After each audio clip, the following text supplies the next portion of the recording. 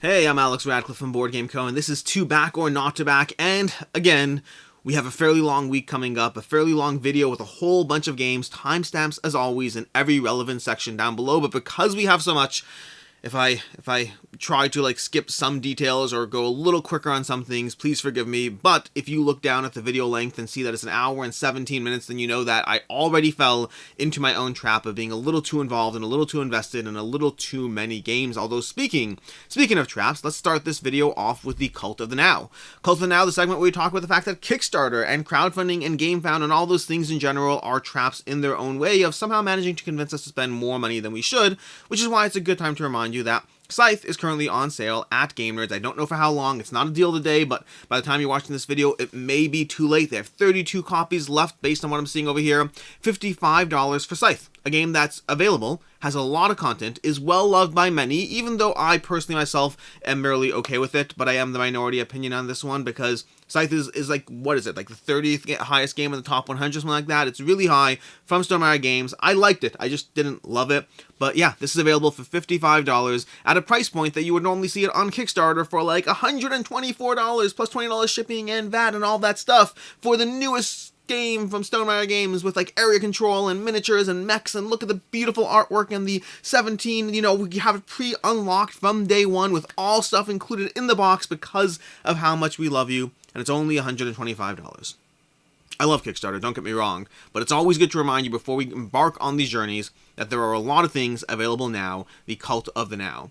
And from there, let's go on to Board Game Adjacent. Board Game Adjacent, starting off with the Mr. Meeple Board Game T-shirts anniversary something majiggy. This is a Kickstarter for a bunch of accessories, for clothing and whatnot. You can check this out. I just did a video, board game upgrades and deluxifications this past week. You can check that out if you want to see some of the stuff I have from them that they sent me, to be very clear. But this has a lot of board game designs, for Meeples and miniatures, and not miniatures, I'm just saying words now that start with M. They have a bunch of board game related designs. I'm getting a little too hung up on what they are. They have socks, they have shirts. In fact, they have in their stretch goals, or whatever it's coming up, the possibility of hoodies, it looks like. Where was it? I saw it over here. I want to see hoodies over here, because hoodies, speaking of someone who likes to wear a variety of nice stuff like this over here, like this tea turtle thing, my problem is I have a ton of stuff that is short sleeves and whatnot, but I don't have a lot of winter gear for things that are nice and board game adjacent, but actually can wear when it's freezing cold during the middle of the winter. So seeing a bunch of hoodies is nice. But yeah, they have a bunch of stuff. They have a website. You can check their website out in general. This is just their crowdfunding campaign if you want to check any of that stuff out. A bunch of designs. Check it out if you're interested. If you're not, that's fine too. Moving on to the not funding category. Starting off with Fire for Light, and this one, unfortunately, I don't see any way around this eventually being cancelled. The fact that they're several days in now and only at a fifth of the way through the funding goal just makes it I just don't see a way that this funds, unfortunately. 208 backers, but they're going to need someone in the range of 1,000 backers, someone in the range of $100,000 in order to actually fund, and they're just not picking up that kind of traction. And I have to imagine it's the price point, because I, like many others from Greenbrier Games, have a bunch of fantastic games, but this I think a lot of it is presentation, to be very clear. I don't actually know, though, because I can only go by what is actually presented. But when you look at this campaign, they have a price point for the base game. For the Get the Expansions, the price point is $100 for the base game, and the first thing you scroll down to is this. This does not scream $100 game on the page, and again, I think this is about presentation. I can't say for sure until we see more, but I don't think they do a good job really presenting how much content is in the game, or alternatively, there's just not a lot of content in the game. The price point versus what you're getting seems to have put a lot of sticker shock into a lot of people. Myself, when I first saw the campaign, I was intrigued by this one. I heard a lot of good things. This is going to be a little bit of a narrative dungeon crawl experience in which you're dealing with weather and the various height elements, and a little bit of it's supposed to be accessible, easy to dive into. The art style is very different, very unique, a whole bunch of things that make this an interesting game to pay attention to, but I think the sticker shock potentially scared off people before they could really further dive down into that, and again, I think that's presentation. Keep your eyes peeled when we get to Tidal Blades, the timestamp for Tidal Blades, I'll go through it, but you'll get a good example of how easy it is to make a game. Easy is the wrong word, nothing's easy, everything takes a lot of work, but how you can take a game and make it look like it has a lot of content, and very often it is about presentation, it is about marketing, and I don't think this really sold you on how much there is. I think they just tried to say, well, this is the game, and they don't think they focused as much on the presentation and trying to show you what you're getting for your $100, and so I think that's a big part of it. Expect a cancellation and relaunch, or maybe just they'll let it drift towards the end, I don't know. but it's not going to fund based on where it is. And that's Fireflight from Greenbrier Games. I was hoping to see this one, doing better, but it's not, unfortunately. Moving on to Kingdoms Rise and Fall Dorian, another one that I thought would be doing a little better, although this one I did think would struggle a bit. This is a harder one to jump into. This is one where, in fact, when I first saw the game, I actually said no a few times until when I first got emailed about covering the game. I did cover this game. I said no initially. I wasn't as pulled in, and I think that is part of the problem. I think the art is okay, but does not compel you. I think that's going to be part of why they're not, immediately funding. They also have 200 backers, 200-ish at a cheaper price point, $13,000 out of a $24,000 goal. This one might fund before the campaign is over, although it's not clear. It's that one's straddling more the middle line, although again we might see a cancellation, especially depending on how much they actually need. But again, same concept problem. This is the idea of a game that looks good but not great, and then combine that with a price point of €49, $54 for the core pledge, or €77 for the $77 for the gameplay all in, and you have that Scythe problem we just talked about. If you look at Scythe and you're like, hey, I can go ahead and buy Scythe for $55 and get it now for a well-vetted, well-established game, versus Kingdoms Rise and Fall Dorian, I think they're having a harder time selling people on the game, at least based on what is being shown here and how well the campaign's doing. So I'm kind of expecting a cancellation and relaunch in this one as well. This is a deck building area control game, a little area control deck building game, which you're going to be wandering around the map trying to gather, these areas, so it's definitely area control. You're going to be trying to wander into these various locations and conquer those locations either with people or against other people in the game, as you slowly try to score as many influence points as possible while building out your deck, while building out your character, while dealing with the events of the game. Whole bunch of other things going on here. You can check out my full review for more information there, but that's Kingdoms Rise and Fall Dorian. And then lastly, in the not funding category, we have Paper Railroad. This one is only 56 backers, 248 backers. I'm only really bringing the $248. I'm only really bringing this one up, although like I said, technically it will fund by the time we're done here. But Paper Railroad is a print and play roll and write game. We're going to have another one of those later in this video, which is why I was bringing this one up. But just in case you're interested in that genre, we had, what was it? Discoveries? Voyages, I think. Voyages was the one we had already. I actually printed that out, but have not sat down and played it yet. I read the rules, I'm good to go, I'm ready, except I haven't actually played it. But we have Paper Railroad. You can check out this one more. I'm not going to heavily go into this one. You're going to be rolling dice, trying to assign them as efficiently as possible as you build out these routes, as you gather goods, all that stuff. They do have two different tiers in terms of a plain black and white tier and then a color tier. I always think those are tough choices to make, because even though it does make sense in terms of the product you're paying for versus getting, I found in general Kickstarter backers tend to have a frustration, and I think it's a reasonable frustration, while also I understand both sides of the conversation, but they tend to have a frustration around the idea of, well, just like once I'm paying for it, just give me the nicer version. It's a print and play. It's not costing you anything extra. And practically speaking, sometimes you have to gate things behind a cost in order to actually make money, even though once you've made it, it's now free. That's the nature of, if you check out my Patreon, my entire Patreon is full of weekly videos every single week that are now free, and I'm charging for them effectively with Patreon. But it is the nature of trying to effectively make money. It's the nature of trying to make money. Sometimes you have to gate content behind price points, so that is what it is. But either way, that is going to be Paper Railroad. You can check that one out if you want. And yes, by the time you're watching this, there's a decent chance that this will be funding. Moving on to brief updates. Very brief updates. No major things here. We're going to have a few updates for a few games. Again, not heavily diving into the stuff, but we have Hamlet. This one's going to be, closing very shortly. Hamlet, the village building game, $424,000, 7,500 backers, doing tremendously well. Very happy for Mighty Boards. The newest stretch goal is custom resources, so they're going to be completely upgrading the resources. They've slowly been adding things throughout the course of the campaign. We've touched upon some of those things in previous two back or not to backs, but this is custom resources. In case you're interested in this is another good reason to jump in on the deluxe copy of the game if you're interested in the deluxe copy of the game. This is going to be giving you custom resources, wood tokens with screen printing, whatever it is on them. They're fun. I don't actually know. I didn't play with them, but I like deluxified resources in general, and I imagine this will be no exception. That's a little minor update on Hamlet. Nothing crazy, just mentioning that. Motor City, another small update as well. They have an update. This one's going to be ending shortly. 4 days to go. 2,000 backers, $54,000. They have the Bob's expansion, if we can scroll down and find it. Small little module that they added. Maybe it's going to be the updates. Let's just check out the updates instead. It might be faster than scrolling through the page. Well, they have two different things over here. They have the Bob's expansion that they added over here, so you can check that out. Another way to get a few upgrades in the game. And then they gave you a little more information on the map for the rock garden for Three Sisters. In case you're interested in that, whenever you take thing, you can go ahead and draw. You can draw a little spot on this board depending on the number you took, slowly getting bonuses for the rows and columns you're creating over there. So that's going to be the two things on Motor City. Again, no major things. Teberu has a slightly larger update. They funded. Congratulations, happy they funded. Still waiting for. There should be a gameplay coming shortly from Cracklope where we tackled the new boss, the Gemini. You can check that out shortly when that goes up. This one I still think it'll hit $300,000. Again, this is always a hard sell off the bat. Just the very nature of what it is makes it a hard sell because you're selling a console and a board game at the same time. So I'm happy they fund it. I'm happy to see this come to fruition. I'm more excited for their future games while also enjoying Bad Karmas at the same time. So we'll see. We'll see what's going on. There's a lot of content here. What was the other thing I want to show you? I want to show you they recently unlocked in their campaign a whole bunch of hero sets. So they have a hot news. I guess this is it over here. We have the Dark Ages heroes free for the Saga Pledge. We have no more, nothing else there. They had a whole bunch. Let's go through the updates. They had a bunch of hero packs available that they had unlocked. If I can find them, we're funded. Make your own games. Nope, maybe not there. Here, it might be this one. Maybe is this one.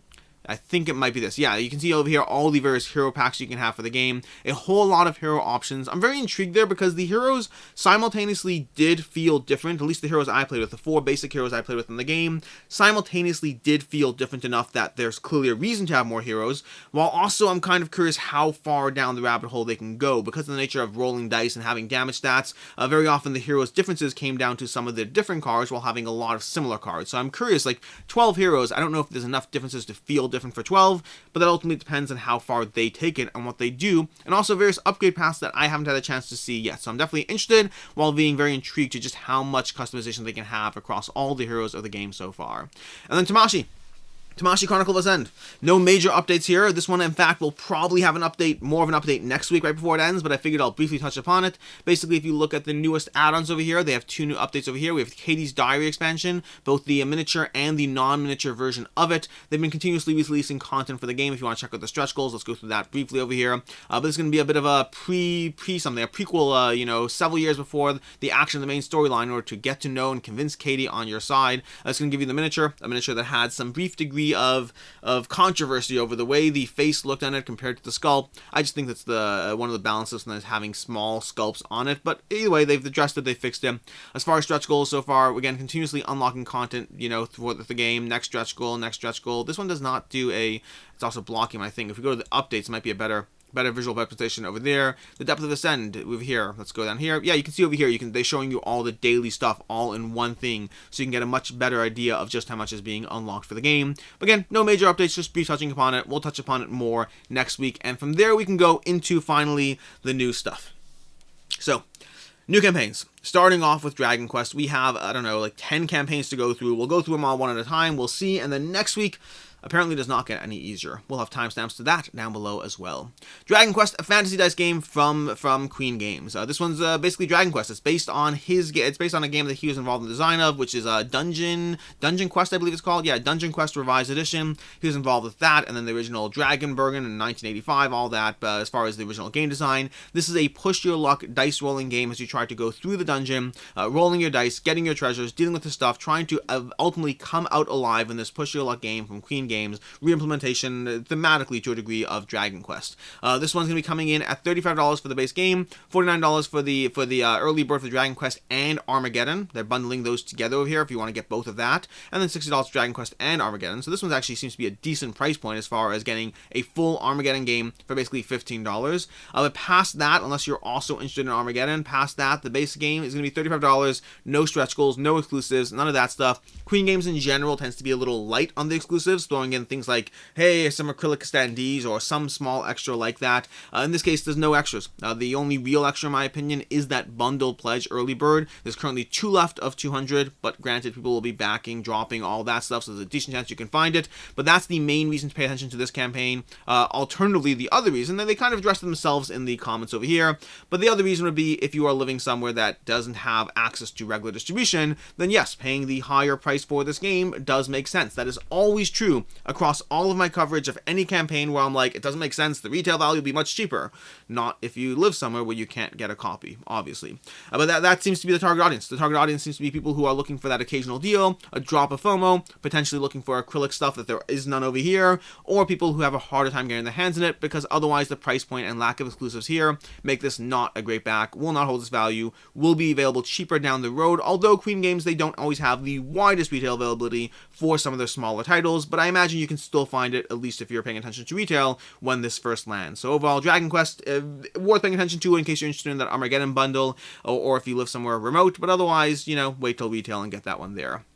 Next up, we have Island Alone. This is going to be the other print and play roll and write game. 1,000 backers, $7,000, just shy of $8,000 so far. This is going to be a survival game, a survival roll and write game with multiple modes as you roll dice and try to figure out how to survive over here in this print and play experience. This is going to be, again, it feels fairly similar to Voyages on a very higher level, while being very different in the actual game, because this is much more survival based as you try to wander around and survive in a variety of game modes, anything from survive as many days as possible to hit specific goals, to things like that.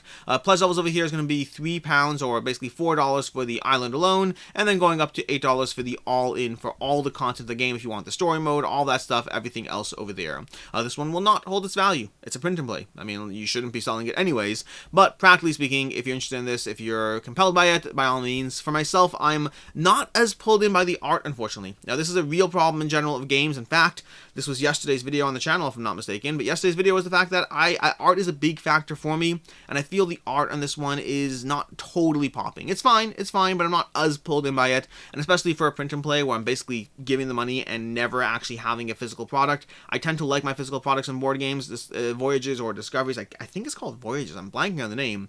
That was more of an exception for me. This one I'm interested in, but I still haven't played Voyages, and it's been like, 4 months, so maybe I should hold off for at least for right now. But either way, that is Island Alone, print and play roll and write game if you're interested in that. Next up, we have Ares Expedition, Discovery, Foundations, and Crisis. $524,000, $7,000 raised, 12 days to go. This is the expansion for Ares Expedition. I wish they had a better cover on the box, and this might just be the prototype or Kickstarter or whatever, but the art on this box looks so much more muted compared to the original Ares Expedition. Do I have it? I have it over here. Let's see if I can pull it off. This over here is Ares Expedition, okay? This art, let's pull it that way. This art pops so much more, in my opinion, than the art that you're seeing on the screen. That's just, and that, I don't know if it matters. It probably doesn't. It just means I'll keep this box instead of that box. Although theoretically, the box that over here is meant to hold all the content for the game, so ultimately we'll see how that goes. This is a weird, unnecessary tangent. I guess we're talking about art, so it's relevant. Either way, this is going to be 3 expansions for Ares Expedition, in case you want expansions for Ares Expedition. We're going to have an expansion that's going to give you updated player counts. We're going to have an expansion that gives you updated player counts. I'm blanking on which things go with what. I think it gives you updated player counts and the infrastructure terraforming metric, I think. And then the other expansion is going to give you milestones and awards, as well as upgraded phase cards. So we have all these upgraded phase cards in case you want those, so you can upgrade those cards. You can be playing every single round with a variety of cards. And then for me, the highlight is the Crisis expansion. The Crisis expansion completely changes up the game, giving you cooperative Terraforming Mars Ares Expedition, and in a way that really, really works. At least really works for me, is very enjoyable, gives you a fun challenge, and I'm eager to dive back into it in a way that Ares Expedition on its own was a good game, a game that I enjoyed, but a game that to a certain extent still paled in comparison to Terraforming Mars, at least from me and my personal opinion. But Crisis over here is a whole different game, whole different beast. I mean, it's the same game, but it changes the way you approach the game in a way that has me very compelled and eager to dive back into it with the final game. But that's going to be the 3 things. You can check out my full, coverage over here in terms of the gameplays, the 3 different options, the 3 expansions, all of that. Let's talk about more about the pledge levels. So, we have $49 for the Discovery, Foundations, and Crisis over here. We have $89 for the Base of Operations over here. That's what you have for the 2 pledge levels. $89 giving you the original base game as well, so you can get that bundled in, or just $49 for all the new stuff. And then, of course, plus shipping. And what are you getting? You're getting the copies over here. You're getting the deluxe box, which in retail, these will be divided into 3 different expansions. You're getting it into a single box, which to me is preferable. I don't know if it's essential, though, because, I mean, in theory, this should hold all the content as well. So I don't have a firm opinion on that aspect.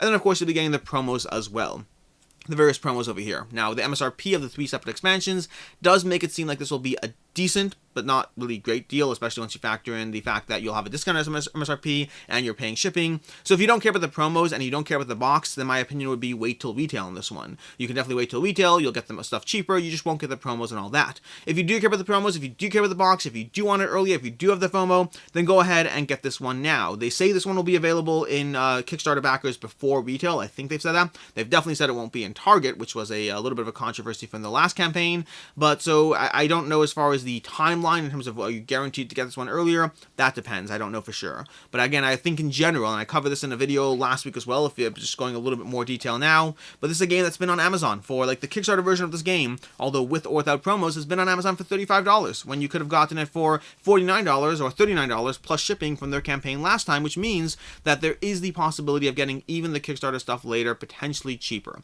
So there's no guarantees this one will hold its value. That said, even with that, if you look online, people who bought this game have managed to sell their Kickstarter copies of the game on Board Game Geek on eBay for more than what they paid for it. So what does that all mean? What's all this whole back and forth, the illusion information you're getting? Well, first of all, as far as the gameplay itself, I highly recommend Crisis. The other two I enjoy. My own personal bias, though, is they're good. I want them. I don't think they're essential. Crisis, I really, really like. Although, I take it back, actually, a little bit, because the upgraded phase cards are really nice. Again, don't know if they're essential, but they are really nice. I do enjoy those. As far as where to get them, ultimately it depends on you. If you're concerned with cutting a few corners, saving a few bucks, and you're a little worried about this, that, the other, wait. Literally just wait. There's a decent chance you'll get this one cheaper. If you're just one of those people who needs to have the game now, buy it on Kickstarter. You're going to pay a few bucks more, potentially, but you can lock in all the stuff. And of course, there are the various options over here where you get the extras, which have, if you miss those double layer player boards, if you want those, if you bought this at retail, you can get some of those extras here. They also have the card pack, which I highly recommend, which I skipped past it. They had a card pack. Yeah, stuck pack over here. $20 gives you the Crisis accessory pack. What is this? This allows you to have a full second copy of all the cards for Crisis, basically meaning that you don't have to separate out your cards and deal with them separately. You just have your own unique deck for Crisis. It's an extra $20, which is not a small amount of money. For me, I don't want to have to separate cards every time I play this game, and I play it enough that would be frustrating. So for me, I am going to go ahead and get this, and this is another reason to get it on Kickstarter, because I don't imagine that will be available very easily after the fact. It might be something you can get from the website or future Kickstarters. I don't imagine you'll see this at Target or, well, supposedly nothing's at Target. I don't imagine you'll see this Crisis expansion pack on Amazon. Could be wrong, but I don't imagine. And then, of course, there's other things like the custom sleeves, resource cubes, all those things. And right about now is when I realize, when I told you I'm going to be a little light on information and not go into everything, that was a bold-faced lie. A bald-faced lie. There's no such thing as a bold-faced lie, but that wasn't it. Anyways, moving on to Tidal Blades, Rise of the Enfolders, and Cypher System RPG, $534,000, 4,300 backers, 12 days to go. This is doing incredibly well from Druid City Games, who has recently separated from Skybound Entertainment in order to be more focused on what they want to do and the products they want to bring you and the way they want to handle it. But we have Tidal Blades 2 over here. Tidal Blades 2 is completely different than Tidal Blades 1. If you are someone who played or didn't play Tidal Blades 1, this is a different system. This is a cooperative dungeon crawling experience with a foldable book, so you can be flipping over those pages and adjusting the terrain, not dealing with any tiles, but are dealing with all the beautiful custom artwork, all that. And the action system is basically playing cards down into this row over here, so you can go ahead and play down a card and then trigger the whole row or column, clearing those rows or columns once those rows or columns are completely full. So there's a bit of a timing escalation as you go from like little paced out moves to having a solid, like full-fledged, attack, and then having your row reset and starting the process again. A very fun game. You can check it out. There's like 6 gameplays over on Quackalope. I have a full review over on my channel. You can check that out. There's also an RPG. I will not be heavily talking about that at all because I don't know RPG stuff at all, including the Cypher system or anything to do with any of that. There's plenty of content out there if you want to see more about the RPG from Tidal Blades. You're just not going to hear much about it in this particular video. As far as the, let's go ahead and scroll down and show you what I mean, because earlier, if you recall from when we were talking about Fire for Light, this is what it looks like when you just have what's in the box on this page. And again, in no way am I saying that one game has more or less content than the other. I don't know. But I'm saying there is sometimes a way that takes a lot of work and a lot of beautiful renders and pictures and digital stuff to make a campaign look like it has a ton of stuff. And this definitely does it. Does it have a ton of stuff? I mean, it's a decently sized box, so I think so, but comparable to what? I don't really know, and I don't have that answer, but comparable, like, just look how I'm still scrolling, still just trying to talk while I slowly scroll through all the stuff, and we're nowhere near done. We're still scrolling. We're just, doom scrolling at this point. Miniature packs. Oh, what's in the miniature pack? And what's in the pledge levels? And we're still showing you every single render, every single thing, beautifully blown up. You can see the detail, and I think, oh no, we're still talking about exclusive scenarios over here. Look at that. We got to keep going. We're still scrolling. The amount of scrolling you have, and then finally we're done. Sometimes there's a way to present a Kickstarter page, to present the amount of content you have in a way that does convince people that there's more stuff, while in its own way being almost irritating. Like, you're actually, in a way, you're obfuscating the information, but you're doing so in a way that makes it look like you're getting more and does make it more compelling. It's a hard argument as far as what do you do, because the practical reality is when people just show it like it is, sometimes that's not actually the way it is supposed to do things. It's a weird balance. I'm basically saying, yes, market your stuff so it looks like there's more. But when everyone does it, what are you supposed to do? It's the equivalent of, think about buying homes. If you ever bought a home, you ever seen those wide-angle lenses that make the rooms look much better, much bigger, much larger? I mean, it's a weird balance, because if you don't do that, then your home looks smaller and not compelling, and people won't come see it. But if you do it, then you're technically making your thing look more appealing. This is a larger conversation that we're not going to get down, but I just wanted to, I guess we did go into it, so it's a little too late now. As far as Tidal Blades, what's going on with Tidal Blades? So you got this game, should you not? All of that. Well, first of all, as far as the gameplay interest, if you're interested in the game, I really enjoyed this one. I'm very much looking forward to this game. My only real complaint was that fact that I felt that the difficulty was potentially eased a little on the lighter side, and I know there's different opinions there. Like, I know Jeremy Howard, for instance, he talked about how the bosses were a little too hard and the rest of the game was a little too easy. And we found even the bosses felt harder, which was nicer for sure, but even the bosses, we mostly beat them, and so it wasn't necessarily as hard as I would like. And I know from speaking to from Jurassic Games that they have had different experiences. They've had people who clocked it, and they've had people who struggled a bit, and people who, it's been all over the place, depending on the level of, well, either luck or skill you're bringing to the table. That said, they are going to be dealing with that in terms of having some sort of modification to the difficulty, but really my only pet peeve is the difficulty. It's one of those things where I rated it based on where it is now, but I'm pretty sure it's going to be even higher than that once I finally get the game. I really like the game. I can recommend it. I think it falls into that nice balance. The games like Agamonia, games like, he realizes he doesn't have another good example lined up, but it falls into the realm of an accessible dungeon crawler. This is not Gloomhaven, and I mean that in a good and bad way, depending on who you are and what your target market is. Gloomhaven is a game, and Gloomhaven is fantastic. Don't get me wrong, I think Gloomhaven is amazing, but sometimes I don't want to simultaneously figure out where in the campaign I'm up to, and then also be staring at 2 cards in my hand for half an hour. I say this as someone who likes Gloomhaven. Make no mistake, I'm not complaining.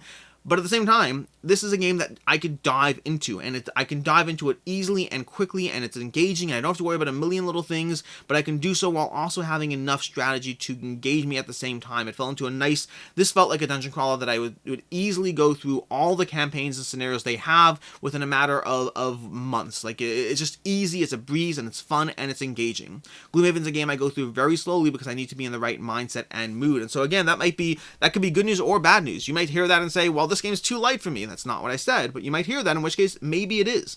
Or you might hear that and think, I don't know, something else. Maybe think it's entirely compelling, and it's a good game. So as far as the game, I recommend it. I think it's fun. I think it's awesome. As far as should you get it, should you not, and pledge levels and all that, well, we have a few pledge levels. We have $89 for the base game of the game, which is going to come with standees instead of miniatures for everything, and no deluxe resources. You don't get any of that. Those little squishy Meron fruit. I don't actually know if it's squishy. I'm assuming it's squishy because the last ones were, but maybe Meron fruit is particularly hard. Meron fruit, I've heard that if it grows in the wrong weather and climate and temperature, it can actually be really hard to cut into, so maybe they applied that to the same. I'm just making stuff up at this point, honestly. But anyways, we have $89 for the game, but we have $109 for the board game plus upgrades. That's going to give you the upgrade pack, and that's going to be the 5 Heroes Luxified and 4 free exclusive promo scenarios for backers, although you get that in the first scenario too. But basically it's giving you the what's called the upgrade pack, which one of those things is going to be miniatures for the heroes. And then past that, if you want the deluxe board game over here, $159, that's going to give you, I think the upgrade pack gives you the deluxe resources as well, if I'm not mistaken. I could be wrong. I have to pull it up. But either way, past that, as far as the $159 pledge level over here, that's going to give you all the stuff, including miniatures for all the enemies as well. Do you need that? Absolutely not. It's going to double the price of your game. They're nice, though. they're fun. I like them. I mean, it's just going to double the price of your game. So it's up to you as far as whether you get those or not. It's up to you as far as whether standees work for you or not. For myself, I happen to be someone who falls in the category of not loving mixed stuff. I either want all standees or all miniatures. I don't love the mix. I mean, speaking of Gloomhaven, there's a mix of standees and miniatures. That's not my preference. Once I'm going standees, I kind of want to go all standees. And so for me, I'd probably go for either the base pledge over here, the $89, or alternatively go all in for the miniatures. And I think that my own opinion is that it kind of depends on whether you are someone who sells or trades your games after you're done with them. Because if you are, then that extra $70, $80 you're paying for it is going to carry over into your sale price as well. So when you sell it down the road, you'll be able to get that money back, which means you've had a more immersive, enjoyable experience, assuming you want the miniatures over whatever, but you've also not even lost along the way because you turned around and sold it or traded it down the road, which brings us to the part as well, will this hold its value, will it not? And I don't have a firm answer, but I do have a suspicion, because if you look at the original Tidal Blades, and I actually got comments, because I talked about this briefly in my video last week, I got comments talking about, oh, Tidal Blades doesn't hold its value, not, retail, there's copies on the shelf, whatever. But if you look at the geek market, if you look at sold listings for Tidal Blades, the original one, it has done just fine holding its value. I'm not saying every copy has held its value just fine, but the general average is that people are getting what they paid or more, sometimes a little bit less, but not significantly less, for what they paid for their deluxe copy of Tidal Blades, the original, one that's more of a worker placement dice rolling game. So I imagine that will hold true here. You combine Druid City's general production value, art, all of that stuff that really pulls people in, compels people. You combine that with a game that I can't speak for the original Tidal Blades because I haven't played it, but this is a lot of fun and very engaging, and I think people will want this game. I mean, we already have, 4,000 backers. By the time this campaign's done, we'll have 6,000, maybe 7,000. I'd probably closer to 6,000, 6,500 backers by the time this campaign is done. I think that's going to translate just fine over to, the secondhand market or down the road. When people want to pick up a copy of the deluxe edition of the game, I think it will be fine and hold its value as far as getting this game on Kickstarter and selling it on the secondhand market, if it's not for you, or if you finish the campaign and moved on from it. Not a guarantee, but I certainly think it'll fall into that range, and that is Tidal Blades 2 Rise of the Enfolders. Moving on to Jurassic World, The Legacy of Isla Nublar. This is the legacy of Isle Nublar. I think it's pronounced that correctly. I think so. We'll see. But anyways, 15 days to go on this one, and this is one that we'll definitely have to revisit in a future 2-back or not to back as well. So keep your ears tuned for next week, because this is one that they've already been updating or adjusting what's happening in the game. Now, make no mistake, this is doing incredibly well. We have $300,000 raised on a $100,000 goal. We have 3,000 backers. This is definitely pulling people in, and for the life of me, I don't think it should be. I don't. I really, unless you. I mean, well, let's talk about it. Let's talk about it. And I mean, no disrespect to Prospero Hall. I think they make great games. I think I'm happy that it's doing well, and I'm happy for everyone who's happy for the game. And I can and will, for the sake of being a counter argument, I'll give you the counter arguments as to why you should be backing this. Although again, things might be changing, so there's all a conversation. But the short version of this, before we get into the game, and we will get into the game as well. But before we get into the game, this is basically offering you the game at a $120 price point on an MSRP that, according to the FAQ, the MSRP is $120. So you're paying $120, plus you're paying $20 shipping, plus potentially VAT. But let's say even if you're not paying VAT, you're paying $140 for this game on a $120 MSRP, which means by the time you wait around for it to go on sale whenever, and it will go on sale, this game will do well. I have no qualms about that at all. You're talking about a game that will be $90 somewhere sometime. So you're paying a $50 premium to get this game on Kickstarter now. That's a decent ask for them. That's a decent ask. I mean, it's a lot of money for someone to ask to pay. Like, they're asking you to pay a lot of money to get this game earlier, to lock in that you are guaranteed to get a copy of the game, and they did see that pushback. As much as they were successful, as much as they have done well, they definitely expected to do better than they've done, and they saw pushback from a lot of people who were like, why in the world should I back this? And so they have been adjusting that and starting to offer Kickstarter exclusives. But before we go there, let's talk about why you should consider backing this anyways, okay? And I'm going to go both ways. I'm just going to give the arguments, the counter arguments, all of that. First of all, if you're somewhere where you can't get regular access to retail, like we've talked about already and stuff like that in this video, then yeah, that's always a reason to go ahead and jump in on this one and potentially get this one. You may just not have the option. I may be sitting here talking about, in the US and this store and that store, and you may have a different experience, a different market, and maybe games never get sold for less than MSRP where you are because they're just hard to get your hands on. So that's the first reason to get it. Second reason to get it is if you want it right away. If you are someone who wants this right away, if you're excited and you want this for reasons X, Y, and Z, someone's birthday, well, not someone's birthday, because honestly, never rely on Kickstarter dates. So even though that estimated delivery October 2022, even though it might be true, don't rely on it. Do not rely on dates for Kickstarter. So if that's the reason you're getting it, if you're getting for a specific date, don't get it. But if you're getting it to get it earlier because you're willing to pay that $50 premium to get access to it and be part of the hype and the fun and all that stuff, if you're willing to pay that, by all means, just walk in with your eyes open. Understand you are paying more for that. But hey, that's great. If you want to do it, you do you, boo. Like, what? That's all good. Reason number three, and this is a big one, which is there's no guarantee, and there's never a guarantee of availability after the fact, especially with a legacy game where you can't even say something like, hey, there's always something on the secondhand market, because with other games, there's always something on the secondhand market. People don't always want to look for it, but if you're willing to, there's always something on the secondhand market at some point or another for most games. Legacy games are a little more complicated because you have to hope that you're going to get a copy of the game that you can actually get your hands on. And I guarantee you that if this is something that does not see a lot of availability, the people who are going to be listing it are very often going to be scalpers trying to get an extra chunk because, hey, it's, not out of print. People can't get their hands on it. I can sell you my copy for $250. So this is a weird space where there's no guarantee of the secondhand market. And what if it doesn't have a wide retail availability? What if it doesn't? What if this happens or that happens or the production costs go up and that MSRP changes? There are things that can happen. Make no mistake, there are things that I don't think will happen, which is why I think you are paying an extra premium to get this on Kickstarter, but there are things that can happen. And if you feel like you must have this game, if you feel like you're dead certain that you want this game and you're not willing to take the risk, then absolutely you can pay the premium to lock it in, to make that guarantee, to be certain you get it. Also, if you take that approach to everything on Kickstarter, life's going to get very expensive very quickly, so I don't recommend it. That's why my videos on Kickstarter are very often focused on does it make sense to back it. Because I have no problem with Prosper Hall charging whatever it is they want to charge, but I want you as well to back knowing what the pros, the cons are, and what you should or shouldn't consider. At the end of the day, I want everyone to do well, and I just, sometimes you can't always have everyone, equally benefiting from all those things. But all that said, they've talked about these things, and they've started talking about exclusives, and they said, hey, what are we going to do over here? We're going to go ahead and start adding exclusives to the game, next update, and they said the first of multiple exclusives coming, first of multiple reveals. And again, this is one of those weird balances, because they are at least giving you a reason to back the Kickstarter now on something you wouldn't otherwise get at retail. The weird balance, though, is that will be enough to convince some people to some degree, but it's one of those escalating scales. They have to add more and more to convince people at different tiers, and there's a point where it might just make sense for them to only make X amount of people happy. There is a clear balance of how much do you actually add to the game, how much is worth it or not worth it, and how much do you want to change the game versus add premiums, extras, or whatever.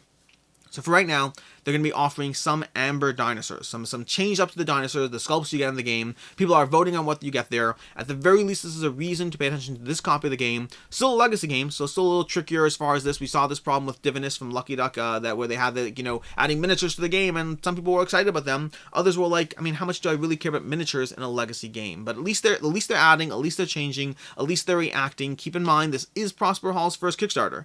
So despite the fact that I'm looking at this with a certain lens and a certain way, and despite the fact that there are a lot of backers looking at this with a certain lens and a certain approach to the way they handle things, Prosper Hall might be walking in with a different approach, and they are listening, they are adjusting. So ultimately, back accordingly, do what you want with your dollar, all of that. And after all that, I really don't know how to just be quick.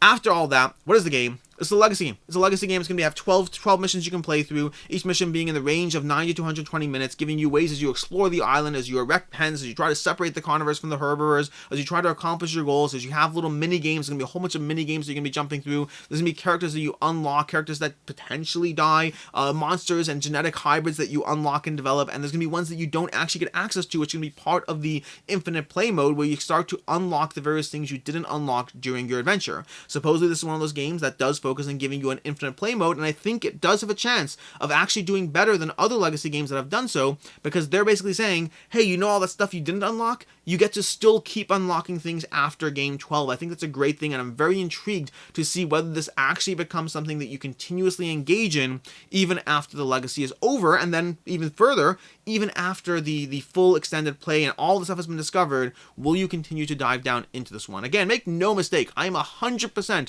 interested in this game. There's a very strong difference between talking about the game, my interest in the game, the fact that I want this game, versus talking about the price point of Kickstarter. They are different conversations, and that should be hopefully enough about Jurassic Park. Moving on to Casting Shadows. $1.4 million raised, 12,300 backers. This is doing tremendously well. This is coming to you from Unstable Games, who brought you Unstable Unicorns. They brought you Here to Slay. They have some other games as well. Those are just the two I know off the top of my head, because those are the two I've played. We have Casting Shadows, their most ambitious project yet, which is a phrase that many Kickstarter creators use a lot, although sometimes it's actually true, and this is one of those times where it might just be true. Casting Shadows is going to be leaning heavily into their cutesy artwork and accessible gameplay that they've been slowly ramping up towards. Here to Slay as a game that I actually do recommend as being fun. I don't recommend it as being necessarily a designer game if you're used to your, I don't know, Stefan Feld games or your Vital Lacerda games or any other designer. Uwe Rosenberg, if you're used to all of that, I don't think Here to Slay is your type of game, but I think Here to Slay is a fun game that's accessible, that brings people into the hobby, and is fairly enjoyable at what it's doing while remaining, still balancing the different sides of game design. And I think Casting Shadows is taking it a step up as you wander around the map, as you explore locations, as you slowly try to convert your hero to their shadow side, utilizing their abilities. This starts to, again, take that accessibility and bring it to the next level. I still don't think this is necessarily a game for you if you're trying to play Massive Darkness 2, but this might be a game that is good for either your family, your kids, or for a gateway to reach people into the hobby. And I think that is fun in that sense. Again, I actually like Here to Slay. We own Here to Slay, got rid of Unstable Unicorns. I didn't like that, but we do own and like, and my kids love Here to Slay. I'm happy to play it with them. It's one of the games that they like a lot, that I enjoy sitting down and just playing cards and stopping each other and doing all of that and whatever. But this is Casting Shadows, and Casting Shadows is giving you a lot of ways to spend way too much money on this game. Now that I've told you all the things about the game, there's a lot of options here. We have $30 for the standard edition of the game. We have $39 for the Kickstarter exclusive version of the game. We have $49 for the Kickstarter version of the game and the expansion, which is a good time to start scrolling down to what you get over here. So let's start scrolling down before we go further. These are all the Kickstarter exclusives that you can get. We have the edition box, we have the exclusive companions, we have the exclusive resource cards, just content for the game, attack spells, conversion spells, the dice tower, and we have stuff that are included at different pledge levels, which is a good time to go into the various pledge levels here. So for $39, this is the Kickstarter exclusive version of the game. All those bright little green letters, that's all the extras you get. They show you that over here. Then at $49 you get some more stuff. You get the expansion and all those bright green letters once again. And then at $149, which is quite a jump, $100 extra dollars, you get a whole bunch of stuff, including playmats, including these acrylic standees, which look delightful. I don't know if they're $100 delightful, but they look delightful. You could get them as a separate add-on in case you don't care about all the playmats and all the other stuff and all that. And then you have over here for $249, it hurts to say it, another $100 on top of that. You also get these over here, this vinyl figure set, which is again another bunch of sculpts for your regular mode and for your shadow mode. They all look adorable. I don't know if they're $100 adorable. You could get them separately, but it won't actually save you money to get them separately at this point. It depends on what you want to get, but basically it's going to be $20 per set to get these as an add-on, and with 6 or 7 sets, that's going to be like $140. Yeah, wow. I mean, listen, I want this game. I like this game. I'm getting this game for context, but there's a point where you just can't justify something, and I hope I know that point. I hope I do. Anyways, that's going to be Casting Shadows and all of that, although the interesting part, which I wouldn't necessarily have guessed, is this will hold its value. Yeah, I mean, if you look at Here to Slay being one of the good example of one of the recent Kickstarters, if you look at their games on the secondhand market, their Kickstarter editions of their game generally have done just fine holding their value, much better than I would have personally thought had I just made a guessing game about, will it hold its value or not. But that's why I actually do research on these, so that I can do more than just purely guessing. And in this case, yeah, their prior games have done a decent job of the Kickstarter versions, not the retail editions, but the Kickstarter versions of their games generally have done just fine holding their value. There's clearly an audience for this cutesy artwork. I mean, this is not intended, but I am wearing a t-shirt right now from the same company that does this. I do love their art, although I like it more on t-shirts than in games, but I like it in games too. And so I'm definitely interested. A lot of people are interested, and overall they will hold their value just fine. Now that's definitely true at the lower pledge levels. Once you move up to the higher tier, it gets a little harder. You can definitely find sales because they've had higher tiers in their past campaigns. You can definitely find sales where their higher tiers have also held their value just fine, but it's a little harder to find. There's just not as much information out there. But if you look at the $40, the $30 tier on Here to Slay, people are selling that tier for anywhere from $50 to $70, sometimes getting double their money back, which is surprising, but it's happening. And so yeah, if you're uncertain, if you want to get this game, if you want to turn around and find that it's not for you and you want to sell it for what you paid for it, well, you'll probably be selling it below market value if you do so on there. So Casting Shadows, a accessible game, one that I don't know anything about the gameplay, but I have been enjoying some of the recent games, and so I am compelled and I'm getting it because my kids will play it with me, and I like when my kids play games with me. I do. Moving on to Okko Chronicles Cycle of Earth, $71,000 raised, 746 backers, 17 days to go. This, I mean, if you look at Okko Chronicles has a decent history as far as what's going on with this game. The last cycle was the Cycle of Water. Cycle of Water came with like a whole bunch of expansions you can get in this Kickstarter. This is not the same game. You cannot integrate the two. Think of it as being similar and yet different. It's a standalone, actual standalone, but not a standalone expansion. It's a standalone game that like has similarities and overlap while also being different and not being able to integrate in the game. But Okko Chronicles Cycle of Water is an 8.2 on Board Game Geek, incredibly well rated. I know the King of Ravage has said nothing but positive things. He loves that game. I mean, this is one of those games that like it has a very loyal fan base, but not necessarily a large fan base. If you look, I mean, the last Kickstarter did like, I don't know, 1,700 backers, something like that. The number of backers, number of people who marked a copy as owned on Board Game Geek are like 500. It has a very passionate but small loyal audience. This is like one of those times where, like, I mean, I know King of Ravage like champions this game left, right, and center, talking about how good it is. Like, it always feels like me and Wild Ascent, where you always have content creators who have their games that they love, that like some people have also loved and enjoyed, and other people have never heard of. That always does happen. Although, interestingly enough, in the case of Okko Chronicles, that one actually seems to be more loved. Wild Ascent, as much as I love it, if you look at the reviews on Board Game Geek, they are definitely a little messier in terms of people who do not like the rulebook, which I admit. I said as much in my review. I said the rulebook is definitely challenging. I'm starting to get off topic here, but point is that Okko Chronicles is a game that does have a very high rating on it, and King of Ravage loves it. You can check out his review of this set over here. You can check out Beastie Geeks, they covered it as well. They're going to be offering you competitive or semi-cooperative gameplay as you go through. It's cooperative or semi-cooperative gameplay. As far as the gameplay, it's going to be giving you a dungeon crawling adjacent experience. I always have a harder time diving into these campaigns and telling you why is this dungeon crawler different than that dungeon crawler unless I do an absolute ton of research, which, to be frank,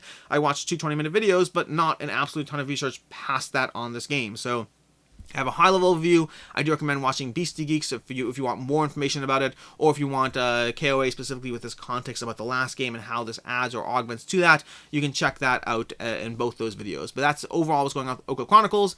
As far as should you back it, should you not? First of all, they have the base game over here for €85 for the game, and they have all the Cycle of Water expansion content, anything from the base game or the expansion content. Keep in mind, if you do get the expansion content, make sure you have the Cycle of Water already, or that you buy it as well. Do not buy the expansions for Cycle of Water, hoping it integrates with Cycle of Earth, because they do not. And they say that on the campaign, it's all listed, but that's a ton of stuff, a ton of content you could get for this game, and a whole lot of money you could spend.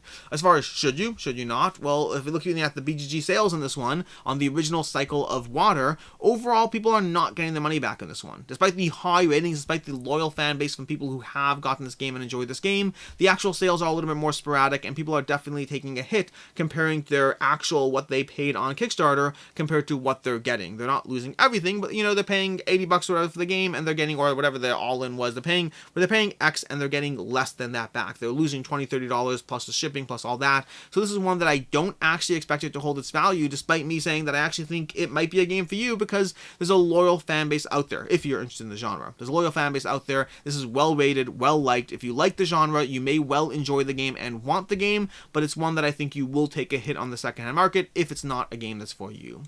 Moving on to Encyclopedia. Okay, so this is where let's bring up Wild Ascent again. Okay, it's actually relevant here. So I love Encyclopedia. Like, I absolutely adore Encyclopedia, which has nothing to do with whether you should back it. We'll talk about that shortly. But I love Encyclopedia. I gave it a 5 out of 5. I absolutely adore it. But I need to give you a healthy, strong warning that you should temper your expectations. Temper your expectations a lot, okay? Never buy into my hype. My hype is about me. There's like I don't know, 5-10 games a year that I love. There's a lot of games that I enjoy. A lot of games that I think are fine. And then there's like 5 to 10 a year that I'm just like, this is great. Like this, like Mythic Mischief's insane. Mine MGMT is amazing. I love Aquatica. Encyclopedia is so much fun. There's always going to be 5-10 a year that I absolutely adore, and it's always a terrifying fear in the back of my mind that people will go ahead and buy something based on me loving it, and they will be let down and disappointed. I'm always afraid, I'm always terrified, because if I'm excited, if I'm hyped, it is what it is. And it's always a bit of a risk, especially with Wild Descent, where, like, there's one review on Wild Descent, which is on point. I have no problem with it, with the guy's like, this is the part where I lost faith in Board Game Co. Okay, which I'm cool with it, or at least he does add the qualifier, or at least, we don't have the same taste in games. I thought Wild Descent was fantastic, but it does have a rule book that you do have to break your teeth on, which I did make clear in my review, and it has a lot of dice rolling and lots of things like that, and if you don't really play multiple games, you don't give yourself the opportunity to level up, to use your skills, to all of that, you may not see aspects of the game that I saw, or alternatively, we might just disagree. I'm always terrified when I am hyped and excited about a game that my opinion won't align with the general sense of things, because it is true that if I buy a game based off of your review, okay, you being whoever, but if I buy a game based off of your review and how much you loved it and it's not for me, that's strike one. And if it happens again, it's strike two. And if it continues to happen, I stop buying games based off your reviews. That's just the way life works. That's practical. That is what it is. That is a long tangent to say that I really, really enjoy Encyclopedia. I do. Also, if you do back it because of me, temper your expectations just in case. That said, I really like this game. I actually just played Museum Picture from the same designers. I played Museum Picture after Encyclopedia, and while I really like Museum Picture, like I like it a lot, I think Encyclopedia is much better. This is a Euro game that screams to all the things that I love about Euro games. You can check out my full review, but the short version is everything you do in this game gives you bonuses. Everything you do triggers multiple cascading effects. You do this over here, and you get 2 tokens here, and you get to put that there, and you get to grab that card, which also increases your tableau, and meanwhile, you can go ahead and go over here, and you're scoring these giant chunks of points for how well you specialize in 17 different things. I really, really enjoy this game. And I'm excited for the expansion content for the game, for the extra, the mythical creatures, the various rock things or whatever they have over there, all the stuff they have, the events, the stuff, they have a lot of content for this game in terms of the base game itself, and then the various, if we scroll down over here, we have the Scholar Pledge, which is going to give you those Septulus Creatura promo cards. We have the Naturalist Pledge, which will give you the Magna Eterna expansion, which also gives you a bunch of extras, including we have the Deluxified tokens, we have the card sleeve set, and we have the content for the Magna Eterna expansion, which is 15 legendary animals, 45 event cards, and 10 additional experts. The only thing I don't like about that is the fact that it's not like 30 additional experts, because I love those experts and the variety they give you to the experience and the different abilities they give you, so you can keep finding different ways to improve and increase your tableau. I really, really, really enjoyed this game. Also, you might not. Remember that before you back this game. But that's as far as the game itself. You can check out more content. You can check out gameplay content over on Quackalope or other channels, I'm sure, as well. I just know I played with Quackalope, so it's over there.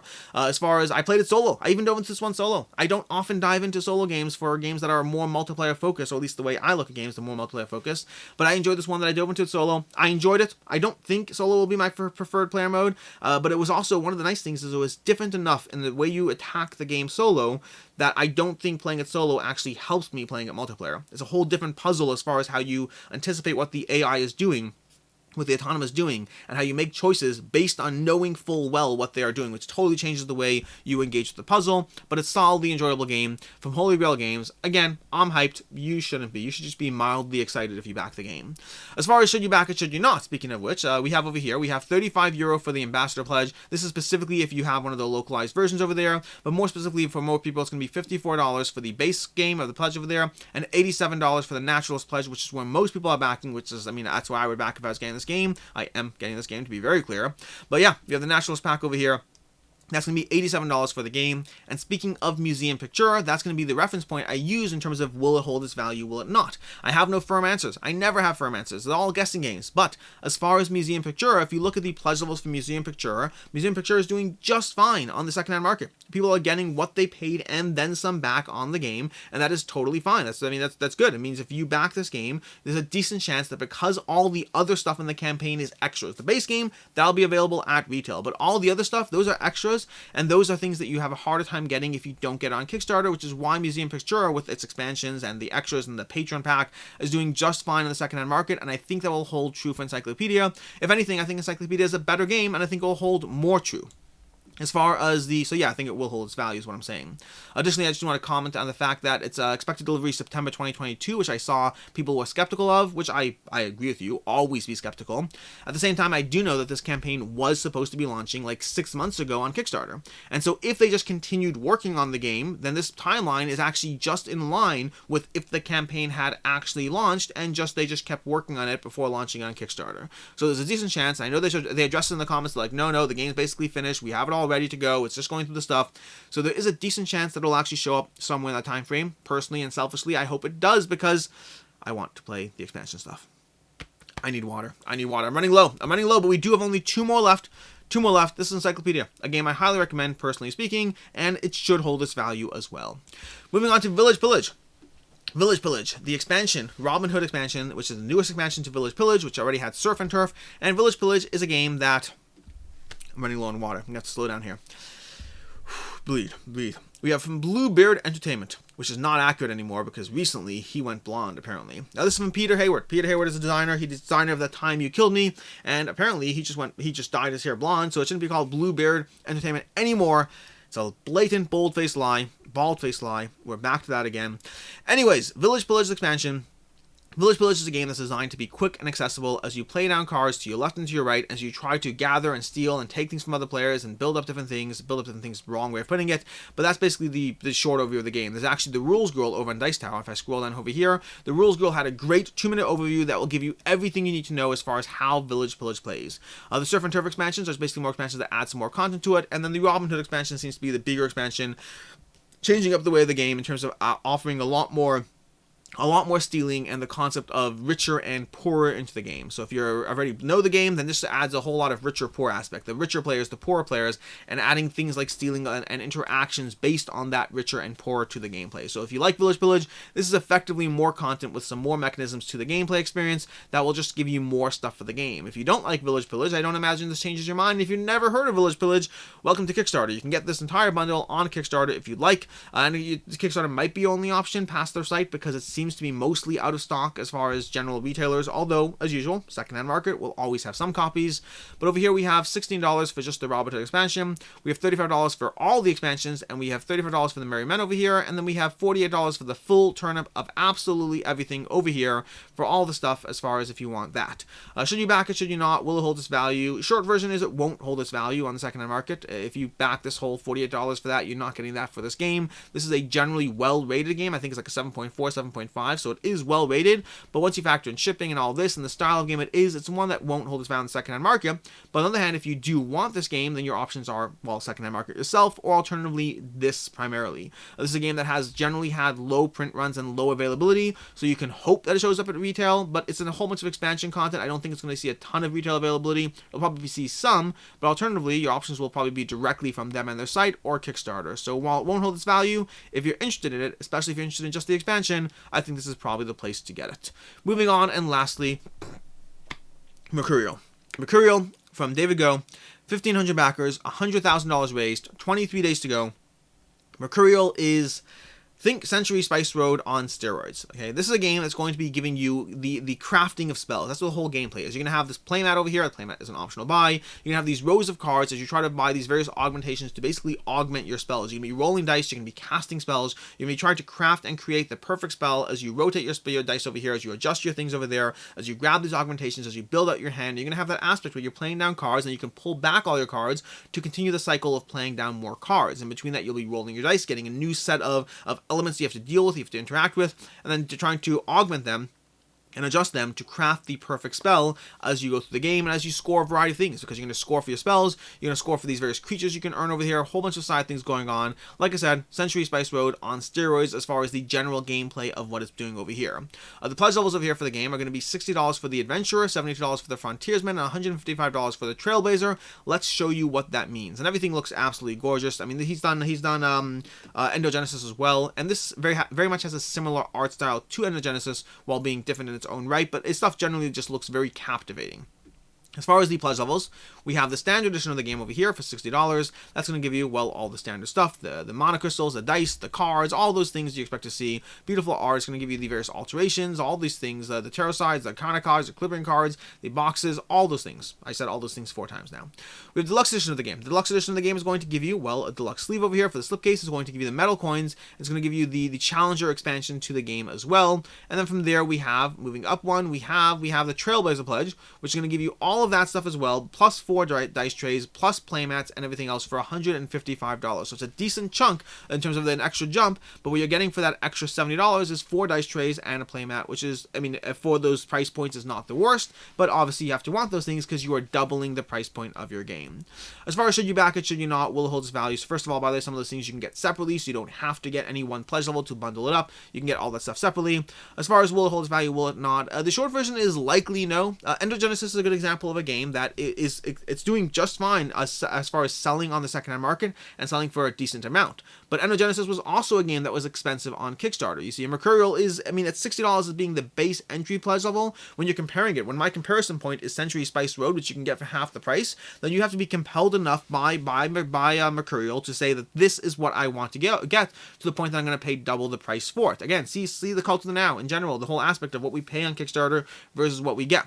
Now, Endogenesis was also an expensive game, and it was a game that didn't do a good job holding its value fully. It held its value a decent amount, that like $90, whatever it is, people are selling their copies, their pledges for $70. And because this is also expensive, I think we're going to see a similar track. I think we're going to see that if copies in the secondhand market, you will get money back for them, but you likely won't get your full amount back for your pledge as far as getting it there. If you want it, then your options are secondhand market or getting it on Kickstarter, but will it hold its value? Likely not fully, while getting a decent amount back. And that is everything that we have so far, which brings us to picks of the week.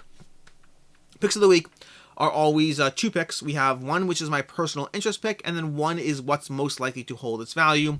Starting off with my personal interest pick is going to be Encyclopedia. Like I said already, I love this game. I really, really enjoy this game. And even though I'm telling you to temper your expectations, which you should, I really enjoy Encyclopedia and easily recommend this one as being such a ridiculously good, enjoyable, interweaving Euro experience that is a lot of fun and hits all the right buttons for me.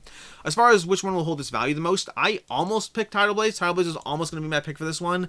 But after looking into it more, I have to give it to Casting Shadows. As far as the game that is most likely to hold its value, weirdly enough, I think I'm going to go with Casting Shadows, although I'm still specifically and intentionally shouting out for Tidal Blades as well, just because I think the audience overlap is different enough, and I think Tidal Blades is going to do a great job holding its value as well, just possibly not as good as Casting Shadows. And so those are going to be my simultaneously pick and backup as far as holding its value over there. As far as things coming up next week, we have Age of Rome, and keep in mind we have a lot more than this. I just usually pick a few campaigns and talk about them briefly. I'll have links down below to these. We have Age of Rome showing up shortly. We have Darkest Doom, which I'll have a link to something, although I hate it when companies, and I understand why they do it. This is not a link to the Kickstarter. This is a link to, follow on Kickstarter. It's just scrolling down to the newsletter over here, which I'm not doing, which means I don't have the pre-launch notifications, so booyah on you. But we have Darkest Doom, which is going to be launching. Looks very pretty. Haven't looked into this one enough yet, but looks very pretty, very intrigued and compelled. We have Nightmare Cathedral by Board and Dice. This will also be launching this next week. And we have Dead by Daylight from Level 99 Games, sort of zombie game based on the IP. I know nothing about the IP, so I'm intrigued, but also I have plenty of zombie games, so I'm a reluctantly very, very interested, I guess. Reluctantly very, very interested. I think I agree with that way of putting it. And that is everything. I'm Alex Radcliffe from Board Game Co. Thanks for bearing with me for what is an hour. Not the worst. Could have been worse. And in any case, and until next time, have a good one.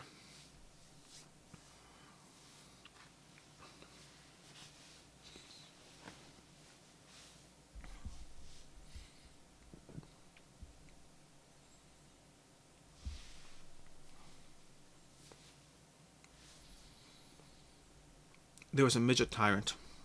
Okay? There's a midget tyrant that I once knew. He's only 12 inches tall. He was a terrible king, but he was an excellent ruler.